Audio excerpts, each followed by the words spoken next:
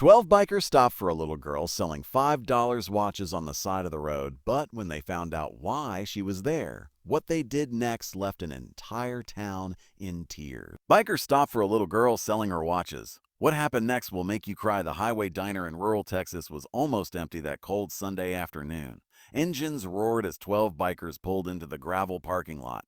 Leather jackets, heavy boots, loud machines.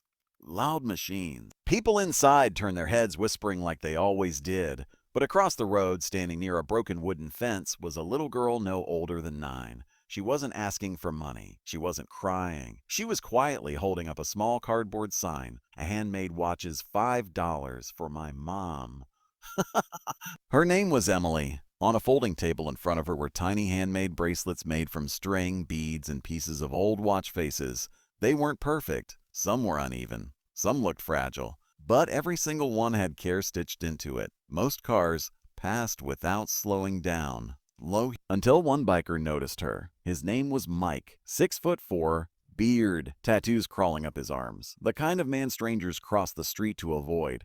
He took off his helmet and stared. "Why is she out here alone?" he muttered. The other bikers followed his gaze. Instead of going inside the diner, Mike walked across the road. Gravel crunched under his boots. Emily looked nervous at first. Her hands trembled slightly. "You selling these?" Mike asked gently. No tears, just honesty. Mike crouched down to her level. "Yo, what's wrong with your mom?" "A cancer," she said softly. "The hospital bills are big." Behind him, the rest of the bikers had gathered quietly. The loud, intimidating group suddenly stood silent. One of them, a former medic, asked where her mom was. "Home. We don't have a car." Mike picked up one bracelet. $5. He pulled out his wallet. "How many you got?" Emily looked confused. 32. He turned to the group. Without saying much, every biker reached into their pockets. They didn't bargain. They didn't hesitate. In less than 5 minutes, every single bracelet was gone. But they didn't stop there. Mike asked for the address. Within the hour, 12 motorcycles lined the small dirt road leading to Emily's tiny house. Neighbors peeked through curtains as the engines cut off. Inside, her mother lay weak on a couch, shocked to see a group of bikers at her door. They explained everything. One biker called a local hospital contact. Another contacted a charity foundation he supported.